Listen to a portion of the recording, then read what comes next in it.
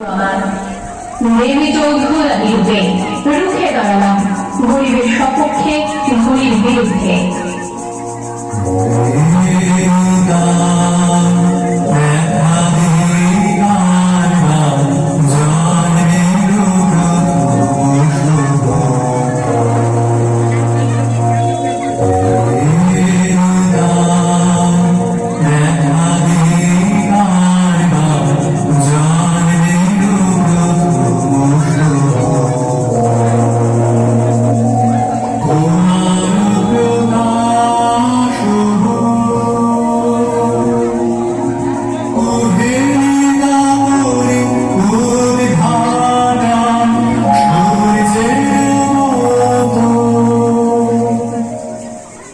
আজ আমি দেবী চৌধুরানী, আজ সবাই আমাকে সম্মান করে, ভবানী পাত্রকে আশীর্বাদ ধন্য করে।